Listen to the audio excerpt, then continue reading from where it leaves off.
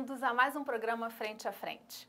No programa de hoje, nós vamos conversar com o professor de linguagens, professor Bruno Lima, autor do livro Memórias das Minhas Doces Aulas de Língua Portuguesa.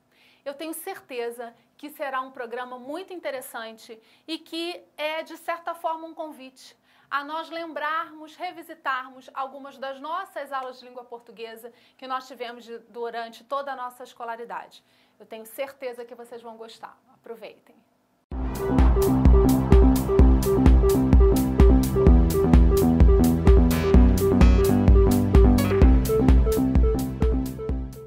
Olá! Nós estamos aqui hoje com o professor Bruno de Assis Freire de Lima, que é o organizador de um livro muito interessante, que é esse livro aqui, que é Memórias das Minhas Doces Aulas de Língua Portuguesa, aplicando teorias no fazer docente. Bom, como uma boa leitora, eu vou começar apresentando o Bruno a partir da orelha do livro, né? O Bruno é formado em letras pela Universidade Federal de Viçosa, onde obteve título de especialista em literatura comparada e linguística. Ele é mestre em língua portuguesa pela PUC de Minas Gerais, iniciou seus estudos de doutorado na Universidade Federal de Minas Gerais. Tem experiência na área de ensino de língua portuguesa, avaliação, linguística textual, estudos do léxico e descrição do português brasileiro.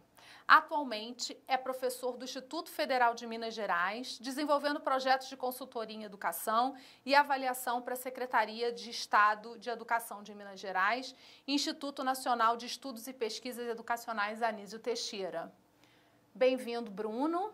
E eu tenho certeza que vai ser uma conversa muito interessante para nós educadores, né? O Bruno organizou esse livro e eu gostaria de começar fazendo a leitura do prefácio dessa obra.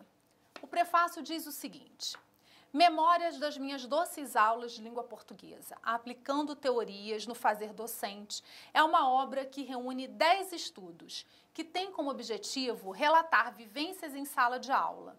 Mais do que isso, com diferentes olhares, 10 professores resolveram contar para muitos outros as aulas que ficaram em suas memórias. A recordação é tão viva, tão presente, que se transforma no desejo de repetir o gesto e ensinar a arte de ensinar a quem escuta. O livro tem uma sólida unidade temática e é uma organização perfeita e estruturada, de maneira, ainda que seja composto por relatos diferentes autorais e conteúdos, pode-se observar uma linha comum de investigação no que apresenta como um trabalho com a linguagem em sala de aula. Cada capítulo é um convite e é a partir dessa ideia de relatar, de contar um pouco a história do livro que nós convidamos o Bruno, e eu vou deixar, é claro, que o próprio Bruno fale um pouco a respeito de cada um dos relatos que estão aqui muito bem descritos, não é? E sem dúvida alguma é uma leitura muito gostosa, uma leitura muito prazerosa, porque faz aquilo que se propõe logo no prefácio, né? A fazer com que nós, leitores, possamos rememorar um pouco as nossas experiências enquanto alunos e, por que não dizer também, enquanto educadores, na nossa sala de aula. Então, Bruno, seja muito bem-vindo. Obrigado. Bom, Ana Paula, obrigado primeiro pelo convite, né? Quero agradecer à Rede RCE, né, por essa oportunidade de vir aqui falar sobre a obra recém-lançada. Enfim, estamos lançando agora o livro Memórias das Minhas Doces Aulas de Língua Portuguesa, e que parte de uma ideia bastante simples, né? Eu sou professor, comecei como professor de língua portuguesa, você leu aí parte da minha trajetória acadêmica, formei em letras na Universidade Federal de Viçosa, queria ser professor de língua portuguesa, hoje já nem mais me considero professor de língua portuguesa, as linguagens são múltiplas, estão aí, enfim, não trabalho apenas com língua portuguesa, mas com linguagem de uma maneira geral. E senti a vontade de escrever, de relatar as minhas aulas, né?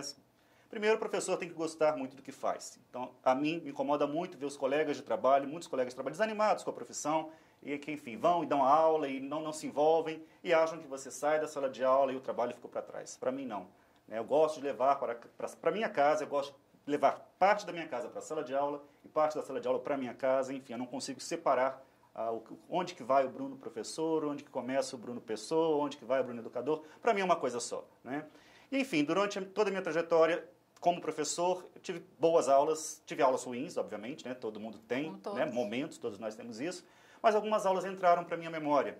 São aquelas aulas memoráveis em que eu, de fato, gostei de estar ali, que senti prazer, e que percebi o olharzinho lá dos meus alunos brilhando também. Mas por que não fazer uma obra sobre isso, né? Por que não relatar, por que não trazer esses relatos para os professores? E surgiu aí a obra Memórias das Minhas Doces Aulas de Língua Portuguesa, que, enfim, é uma obra sem grandes pretensões, mas que tem rendido frutos interessantes, né? Estou eu aqui falando da obra, está aí um exemplo, né, dos frutos que tem rendido aí essas doces aulas de língua portuguesa. Espero que tenhamos aí um bom frente a frente, né? Espero que a nossa conversa seja bastante agradável. Com certeza.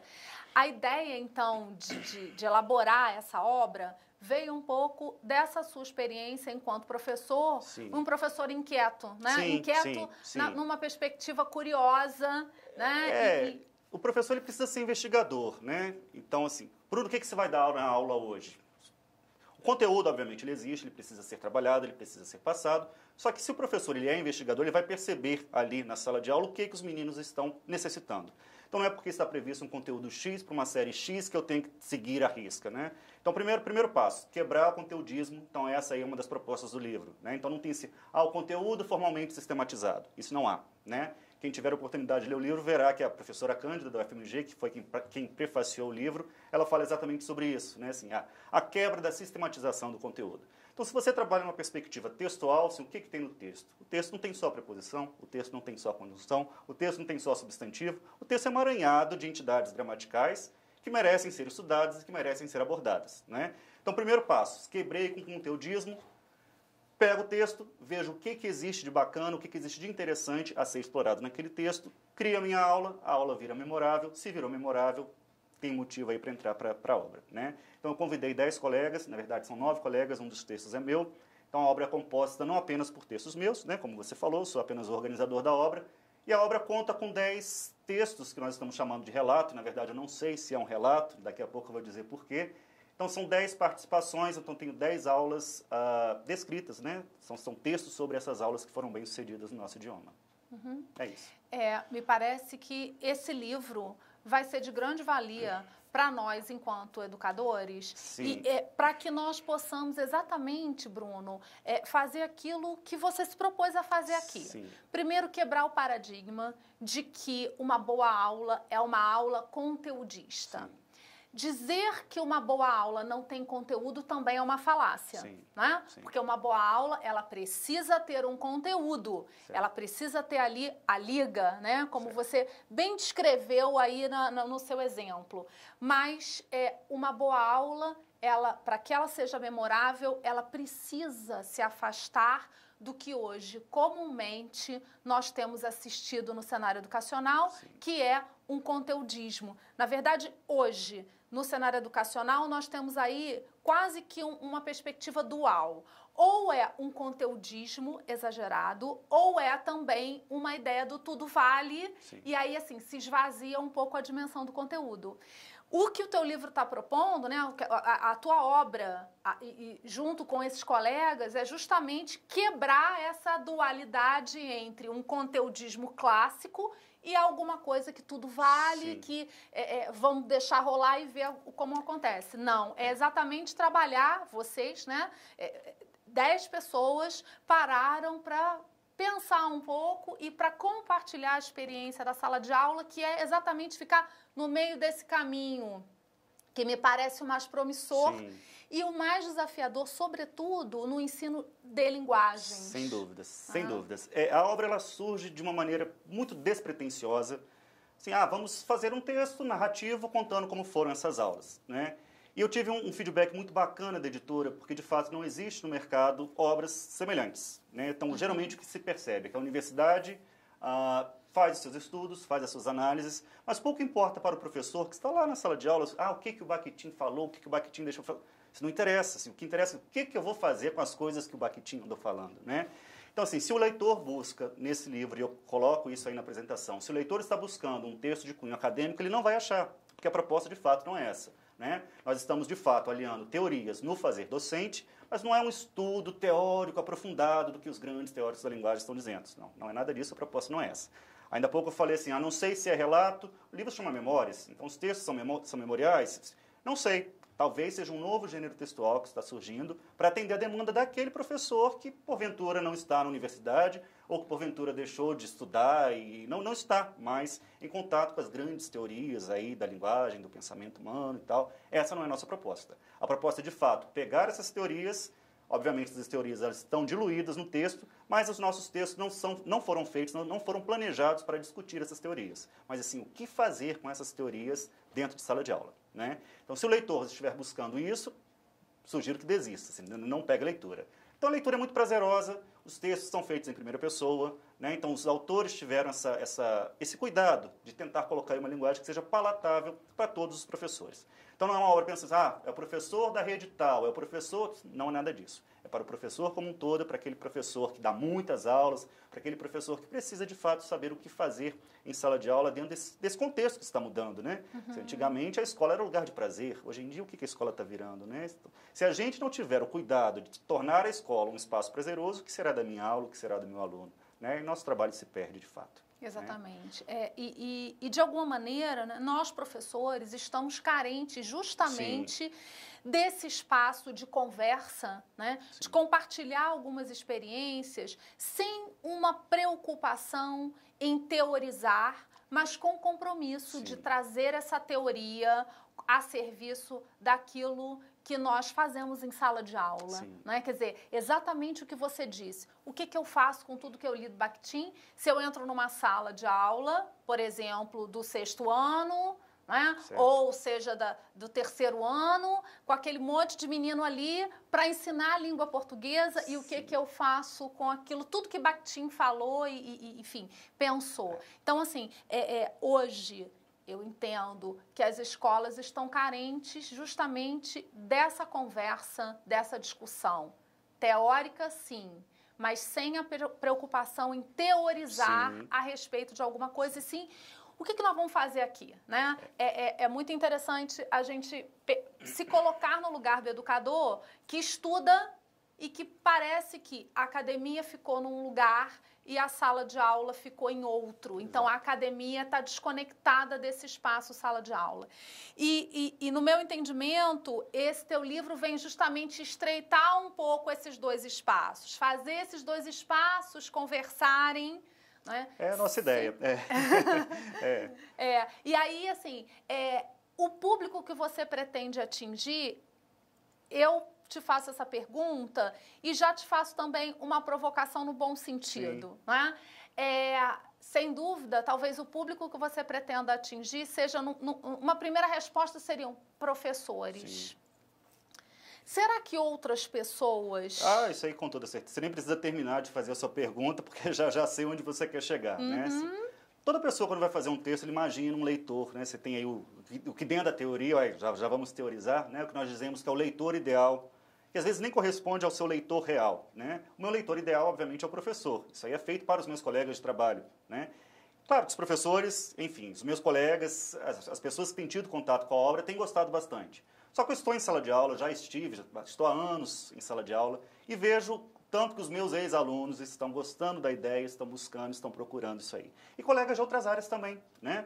Porque quando se pensa assim, é complicado fazer isso em linguagem, eu digo assim, e não é. Né? Quando eu falo, por exemplo, do meu relato, eu estou relatando aí uma aula que eu dei a respeito de um curta-metragem, estava na minha casa, tomando minha cerveja no final de semana, vendo televisão, passando de canal, de repente vi um casal dentro de um carro, eles tinham sofrido um acidente, eles estavam travando um diálogo dentro do carro. E eu trabalho numa cidade que é cortada pela BR-040 e cotidianamente existem acidentes de trânsito ali. Aí na mesma hora, opa, linguagem, legal, vídeo, posso levar para a sala de aula, era um curta-metragem, quer dizer, sendo curta-metragem, eu tenho aí 2 aulas semanais, eu consigo passar o curta e fazer as minhas discussões sobre a linguagem, e as ideias foram surgindo, né?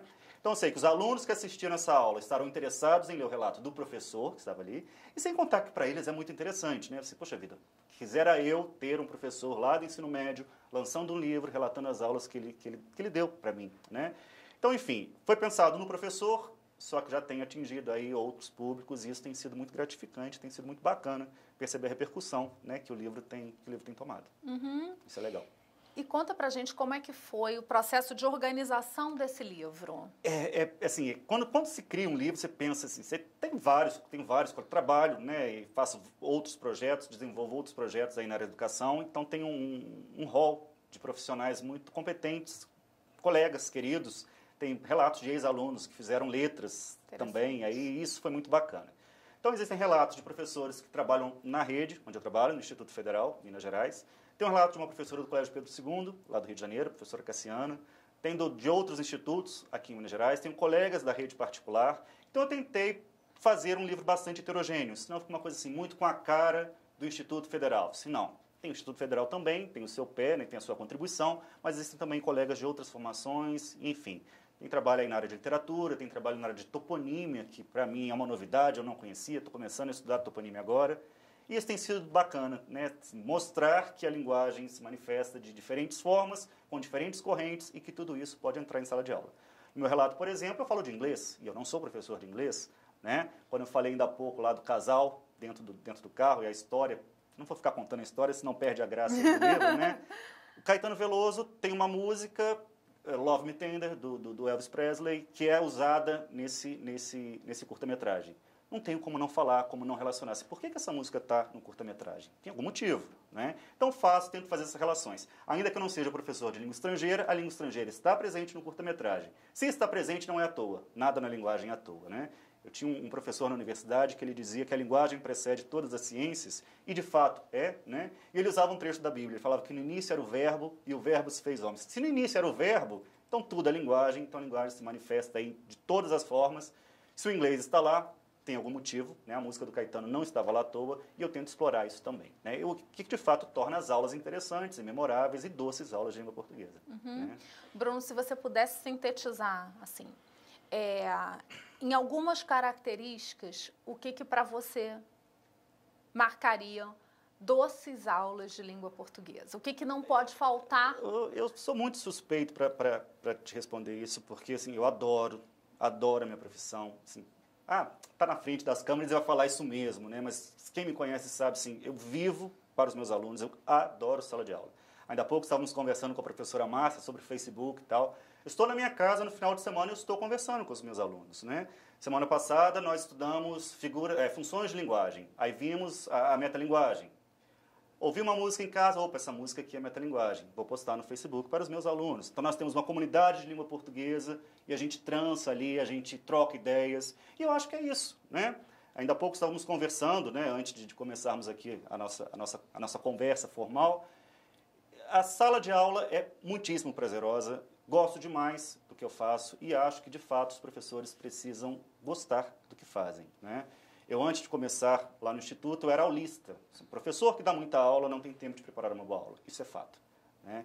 Então, assim, a gente vai cair aqui numa discussão que talvez não seja, né, o nosso objetivo, mas quando eu entrei no Instituto, eu tive a oportunidade de fazer o que eu sempre quis. Preparar a minha aula com amor, preparar a minha aula com afinco, para que ela se tornasse, de fato, uma aula memorável, né? Do contrário, assim, o que eu estou fazendo ali? Os meninos estão ali comigo 50 minutos, estão detestando aquilo que eu estou falando, eu estou detestando aquilo que eu estou passando para eles, aí não dá, né? Eu tenho que trabalhar com prazer. Tem uma célebre frase, quem trabalha com prazer não está trabalhando, né? Está tendo prazer. E é assim que eu me vejo hoje na profissão, e fico muitíssimo feliz. Bruno, você é uma pessoa realizada? 100% realizada. Profissionalmente, eu estou plenamente feliz com o que faço. De ver o retorno dos meus alunos, de ver que eles esperam pela minha aula, de ver que, pessoal, acabou a aula. Professor, a aula acabou. Isso é muito gratificante, né?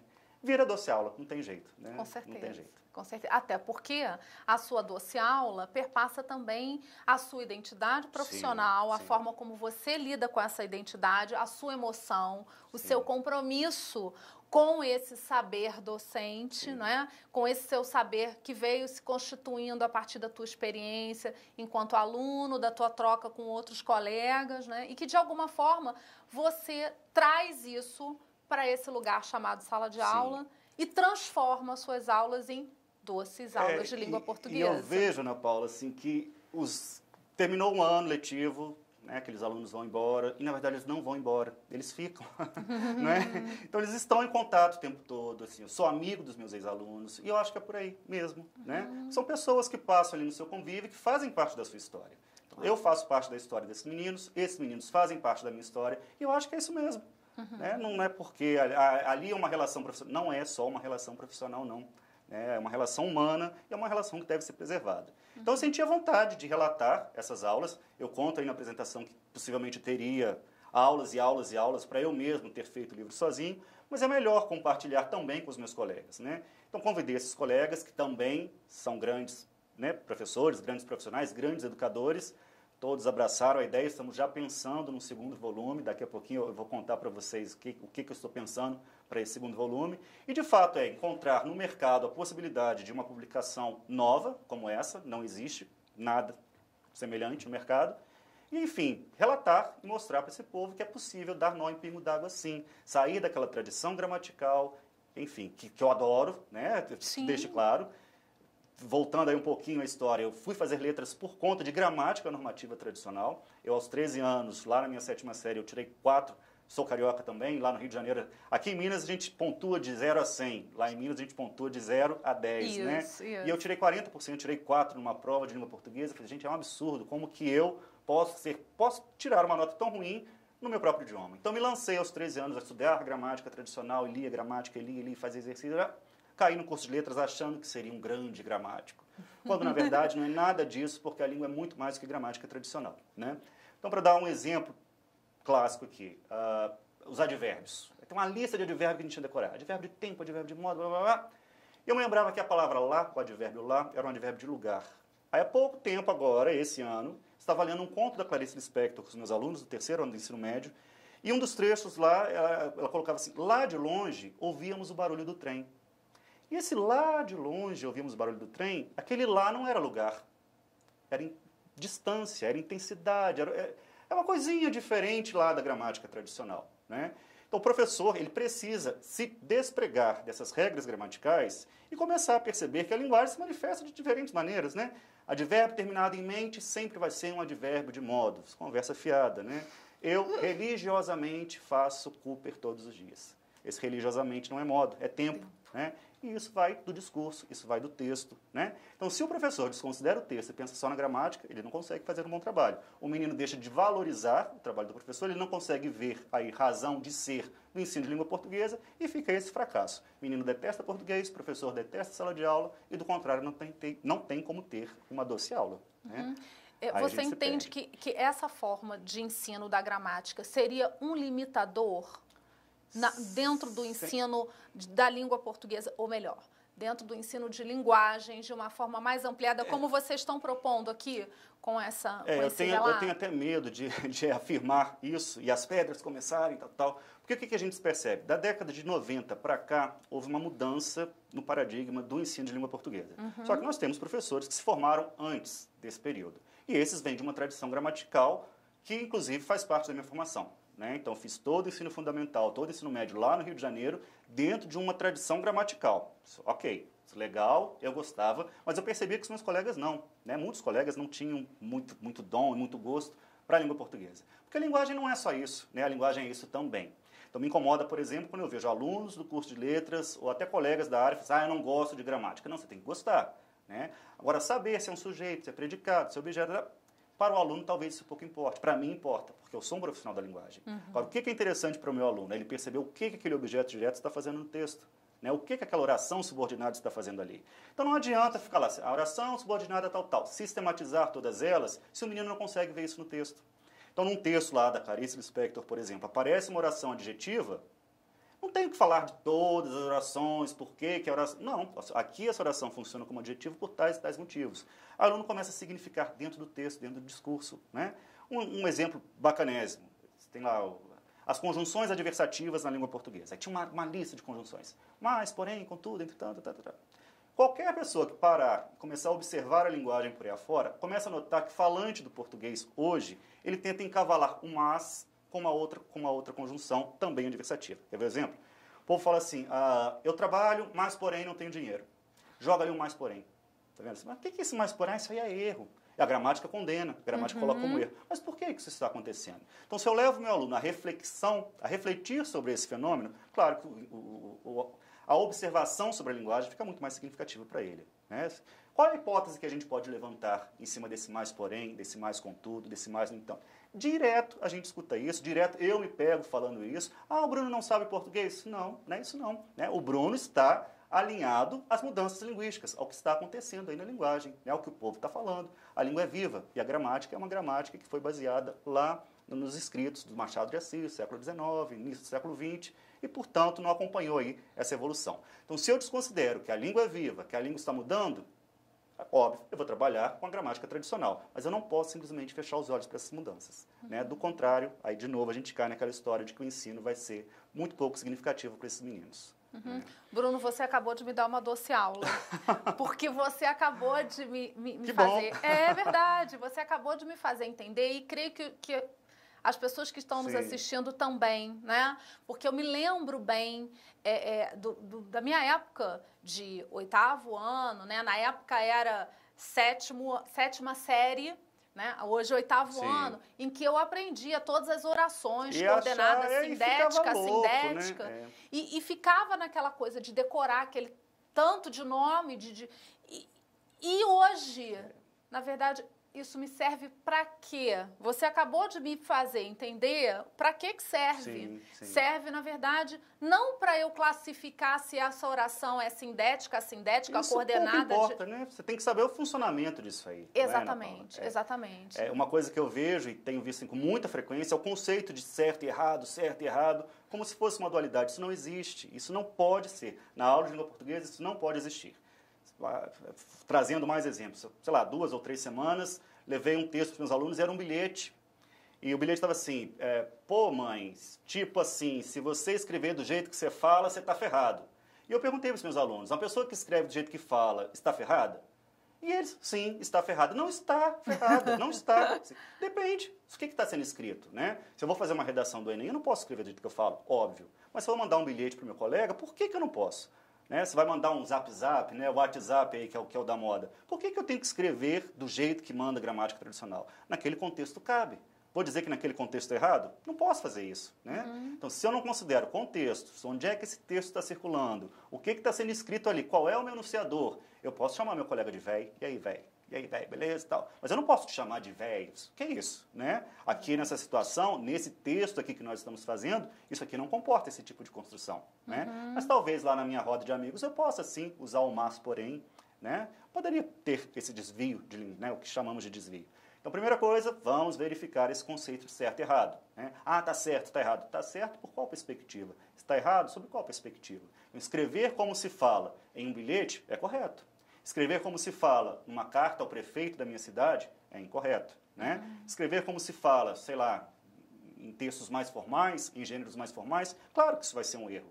Mas em textos menos formais, isso aí vai ser, inclusive, muito bem-vindo. Né? Qual é o objetivo da linguagem? É que haja comunicação. Se existe comunicação, por que eu vou dizer que está certo ou está errado? Está certo, né? Houve comunicação. Acho que isso aí é que marca um pouco essa quebra do paradigma do ensino de língua portuguesa. Quer dizer, é a retomada, ou melhor, é assim, a clareza de qual é a função da linguagem. Né? Se a função da linguagem ela é o ato de comunicar, quer dizer, tem sempre o enunciador e tem sempre alguém que vai ler o que vai traduzir essa mensagem, né? Aí é que é a grande questão, que talvez assim, a escola precise cuidar de entender essa dimensão maior da linguagem, menos gramatical do ponto de vista da regra gramatical. E quando a gente está dizendo isso, que fique claro para quem está nos assistindo, nós não estamos abrindo mão da gramática. De forma nenhuma, de forma alguma, muito pelo contrário.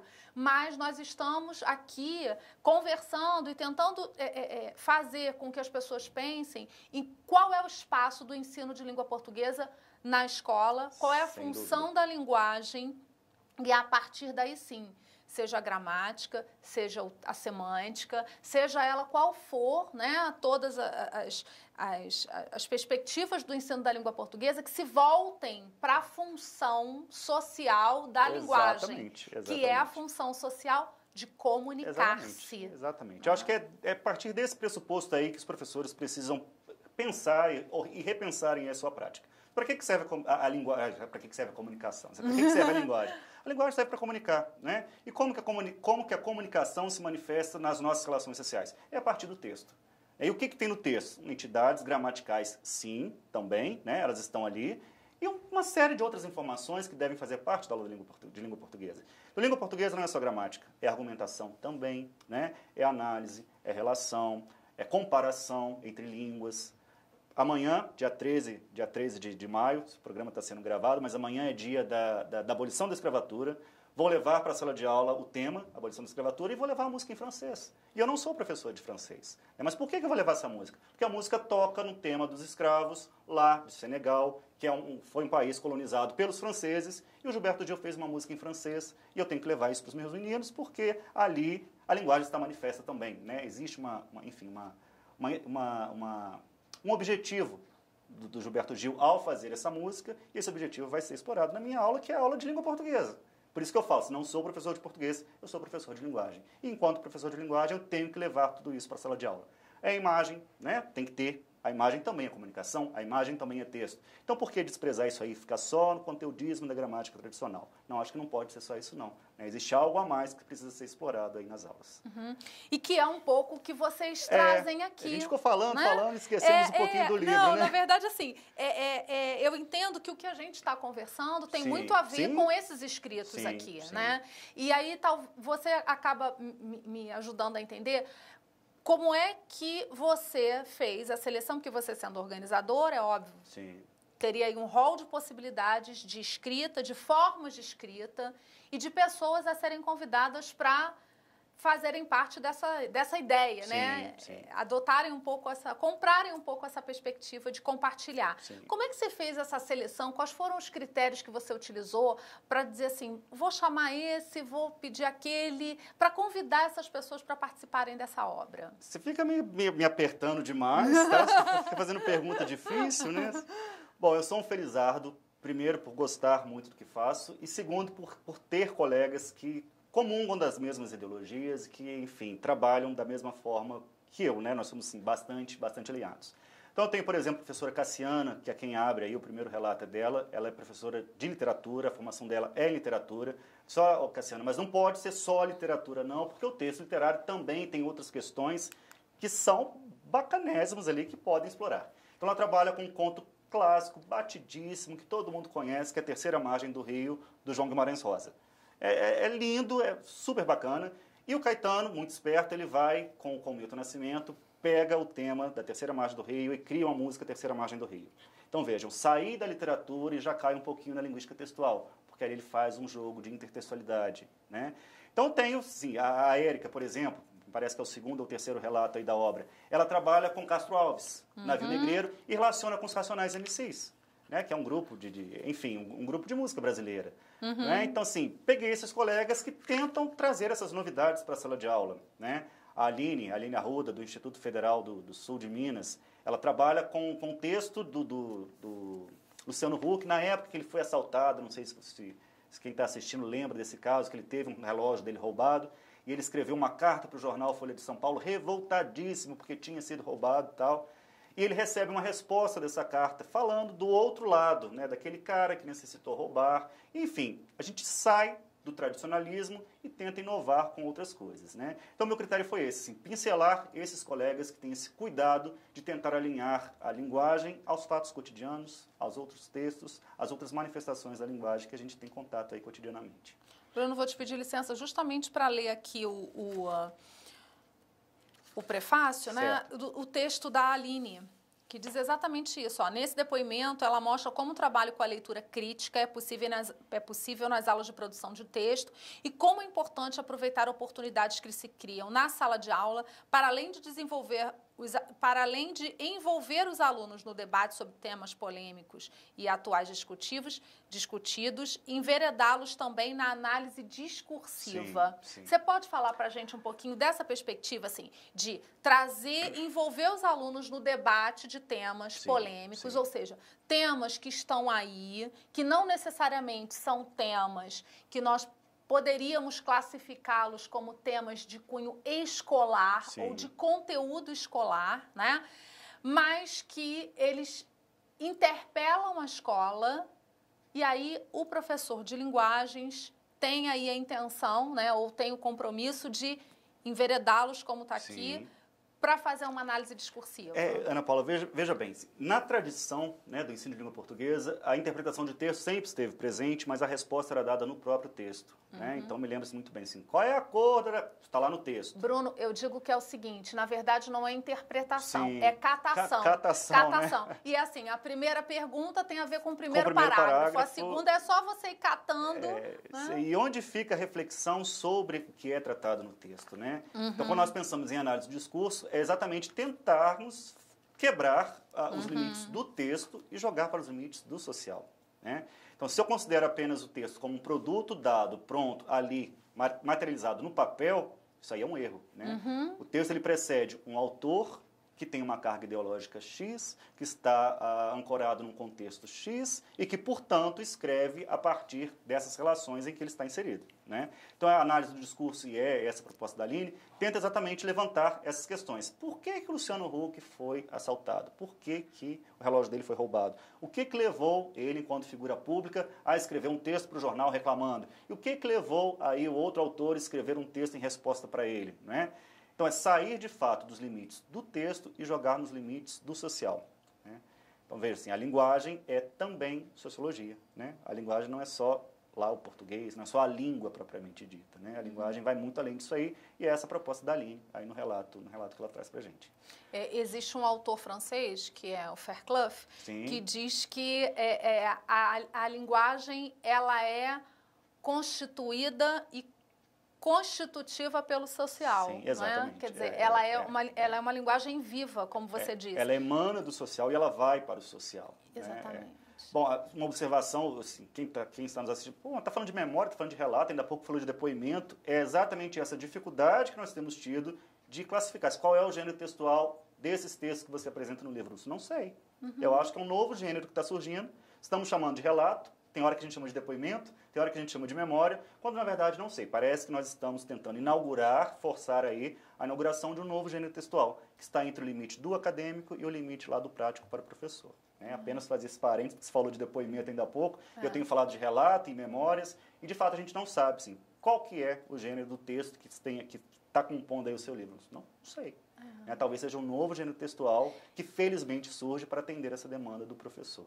Né? E até assim, você falando me faz pensar assim, e será que a gente precisa categorizar como um gênero textual, quer dizer, nomear como um gênero textual, né? Ou qual é a necessidade que a gente ainda tem hoje na escola, né, na academia, de categorizar as coisas? Então, assim, se não é um gênero textual, ou é depoimento, é relato, não é assim... Por que será que a gente ainda tem muito essa preocupação em categorizar, né? Menos de dizer assim, por que não dizer? É um texto. Né? É um texto. É um discurso que a gente está aí construindo, está propondo, e com a intenção de atingir um público X, que parte da onde. Quer dizer, o mais importante é fazer o que você está, de alguma forma, fazendo aqui com maestria, que é contextualizando um pouco. Como é que veio essa necessidade? Quem são as pessoas? Quem são os falantes? Para que público? Qual é a ideia? Qual é a intenção do texto de vocês? Qual é a função social que esse texto aqui tem? Né? Quer dizer, é mais isso e menos preocupado, né? em categorizar se é A, se é B, se é C. Um gênero com certeza, né? Porque o gênero ele surge para atender demandas sociais. Isso aí surgiu para atender uma demanda que era tornar a linguagem mais acessível para o professor. Se pouco me interessa se é relato, se é gênero, isso aí de fato você tem toda a razão. Mas que é um gênero, porque se manifestou, está aí, né, e tem um objetivo e tal. Mas isso de fato pouco importa, né? Assim, é um texto, vai cumprir o seu papel, já está cumprindo, né? Os colegas gostaram da ideia, estão comprando a ideia, os meninos estão adorando a ideia de ter um professor que organizou um livro. Enfim, estou atingindo o público e isso aí já é muito gratificante, é muito legal, né, ver o resultado que essas aulas aí estão rendendo para a gente. Bruno, me chamou a atenção o título, né? Memórias das minhas doces aulas de língua portuguesa. Por que doces aulas? É porque elas não foram amargas, né? Elas não foram azedas, assim. Como eu falei, assim, quando se pensa no doce, é o prazeroso, né? É o que nos traz as boas recordações, né? E eu tenho muitas boas recordações aí da minha trajetória como professor, como educador. E é doce, chegar, apresentar para o meu aluno e ver que ele gostou, e ver que os olhinhos brilharam, e ver que houve participação, e ver que ele deixa o celular, né? Ele não fica distraído com outras coisas, porque consegui catalisar, consegui prender a atenção dele. Isso é muito bacana. Então foi por isso, doces aulas de língua portuguesa. Ah, mas está muito meloso, é meloso mesmo, a ideia é essa. Ah, mas está muito... É para ser poesia mesmo, né? É para emanar poesia, para emanar coisa boa mesmo. E você começou a contar um pouquinho, e é claro que você não vai contar tudo, Sim. porque as pessoas vão ler, Sim. né? Vão ter oportunidade de ler. Mas conta um pouquinho assim, qual é a doce aula que você retrata no livro? Eu estava em casa assistindo televisão e vi um casal dentro de um carro acidentado e falei, ops, isso aí vai dar uma aula legal. Fui atrás desse vídeo no YouTube e é legal ver que, de fato, as tecnologias estão aí para serem usadas, então o professor ele tem que estar atento a isso também. Tive contato com o diretor do curta-metragem, Rafael Primor. Entrei em contato com ele pelo YouTube, ele autorizou o uso das imagens, e isso foi muito bacana, sem a qual eu não poderia ter nem dado a doce aula, tampouco ter publicado esse livro, e dali surgiu a aula. Bom, como que surge uma doce aula? Estou lá vendo o diálogo do casal, e ali, claro, que a linguagem está se manifestando de várias formas. Em um determinado momento, vou só contar um exemplo assim, de algo que eu pincelei dentro da língua portuguesa para explorar aí no meu texto e na minha aula. Ela pede que ele faça assim, diga que me ama. E ele vira para ela, eu te amo. Não, mas não é eu te amo, é eu amo você. Você tem que falar eu amo você. Não, mas eu te amo. Não, mas não é para falar. E o falante, será que ele distingue eu te amo e eu amo você? Né? Tem uma diferença sim. Eu te amo é uma forma muito mais canônica. Eu te amo está nos filmes, eu te amo está nas músicas. E quando eu falo eu amo você, eu estou direcionando para você. Ah, Bruno, mas o eu te amo também é, mas é diferente. Existe uma diferença de uso entre o eu te amo e eu amo você. A princípio, gramaticalmente, um é de terceira pessoa, um é de segunda pessoa. Gramatical, né? No discurso, estou falando sempre da segunda pessoa. O ti é você e o você é você também, óbvio. Né? Mas, gramaticalmente, você tem uma diferença entre o ti e o você. E isso foi explorado nessa minha doce aula. Né?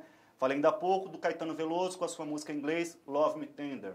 Lá no filme, no curta do Rafael, a primeira imagem que aparece é a mãe da personagem, que é feita pela Débora Falabella, tirando um pêssego em calda da boca. Mas que relação que tem a mãe tirar um pêssego em calda da boca e colocar numa compota? E nesse momento vem o Caetano cantando a música Love Me Tender.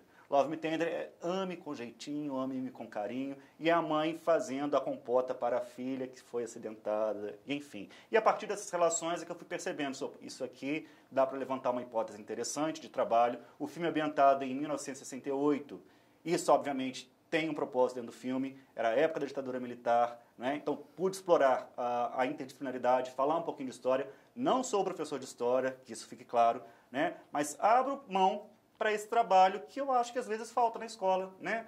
Muitas matérias, muitas disciplinas, e às vezes os professores não dão conta de entrelaçar, e eu consigo fazer isso numa doce aula como essa, por conta de um filme que eu estava na minha casa, no meu momento de descanso, e dei conta de pegar e fazer. Né? Eu acho que é isso que torna a minha profissão interessante. Estou na área certíssima, porque a linguagem está aí o tempo todo, estou dirigindo, estou ouvindo música, opa, isso aqui dá uma questão, opa, isso aqui dá uma aula legal, e é assim que as coisas vão surgindo, que as coisas vão criando, e eu acho que é por aí que a gente tem que, pelo menos, tentar enveredar, né, dentro dos novos caminhos do ensino de língua portuguesa. Bruno, quero explorar um pouco mais esse título, né, que diz aplicando teorias no fazer docente. Sim. O que isso significa? O que isso tem a ver com...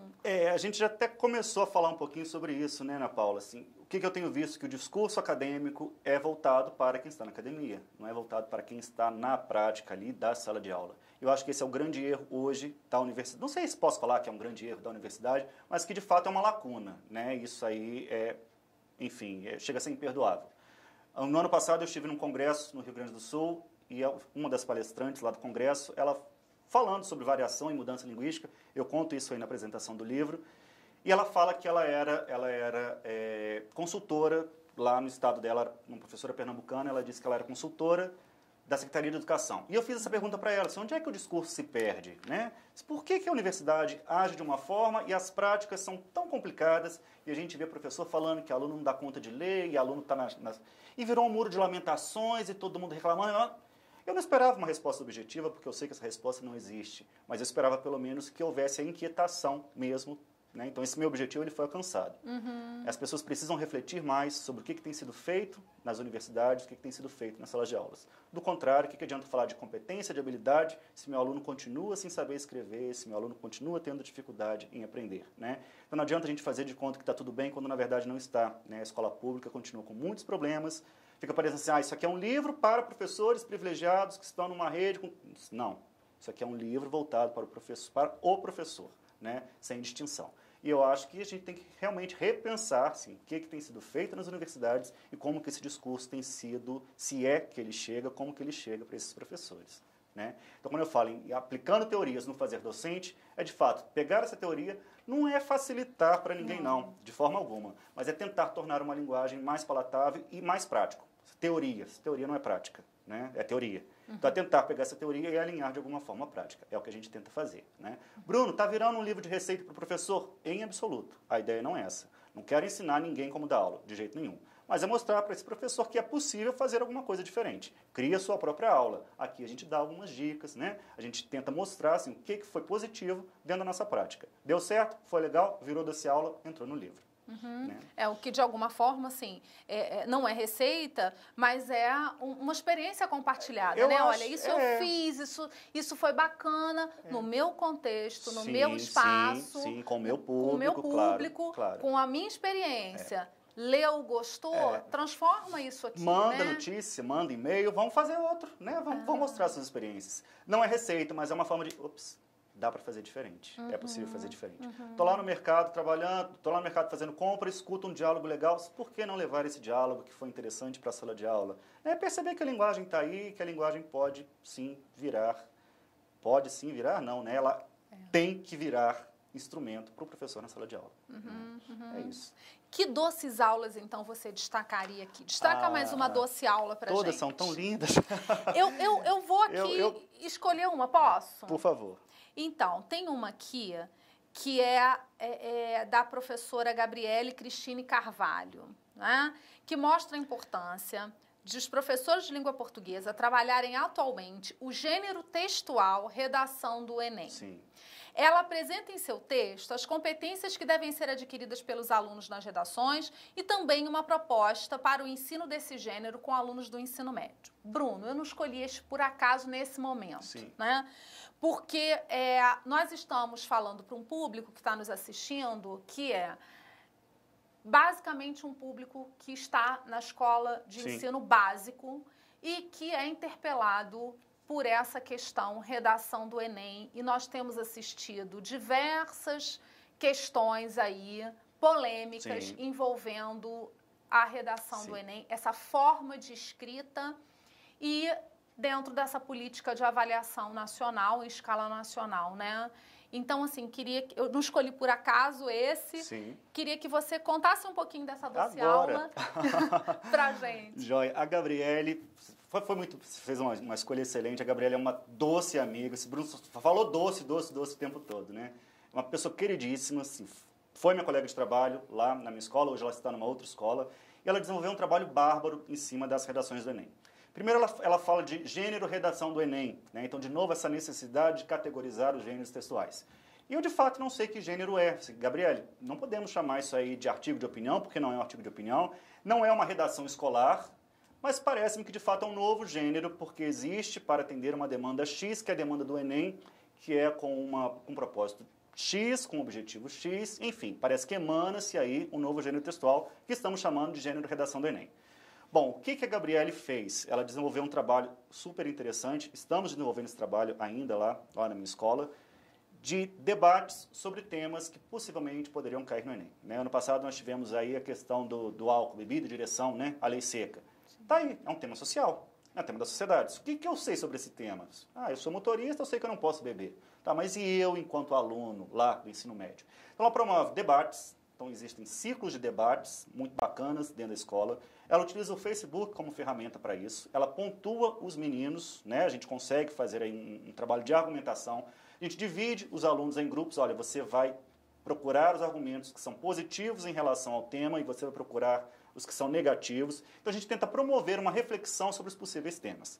Então ela relata aí o que foi um trabalho que ela fez sobre a legalização da maconha, que possivelmente é um tema que não vai cair no Enem, acredito que eles não vão tratar, sei lá, às vezes sim, né, não sei, sobre o uso de drogas, mas que desenvolveu no aluno esse espírito de investigar e questionar as informações. Então ela faz esse relato, eu acho super bacana, sobretudo porque ela aponta para algo que eu acho essencial. Quando a gente escuta isso, o Fantástico está falando mal do Enem, porque o jornal é... Tá, mas esse professor está conhecendo a matriz do Enem? Esse professor sabe o que vai ser avaliado? Aquele clássico exemplo da redação do miojo. Gente, não tinha motivo nenhum para aquele alarde. Claro que o menino jamais poderia colocar uma redação do miojo lá naquele texto. Mas, sem dúvida nenhuma, quem leu a redação percebe que aquele menino sabe escrever. Tanto sabe escrever que consegue, ironicamente, jogar uma redação do miojo ali. Ele foi penalizado? Foi penalizado. Mas ele tinha que zerar a redação. Por que ele tinha que zerar a redação? Se ele escreve bem, se ele está dentro dos critérios de avaliação. Então, acho que o que falta hoje é o professor, a mídia, o leigo, a mãe, conhecer essa matriz do Enem. O que vai ser avaliado? Eu adoraria ter um aluno que colocasse uma receita de miojo numa redação da forma que aquele menino fez. Né? Porque ele tem domínio da linguagem, ele sabe como fazer aquilo ali.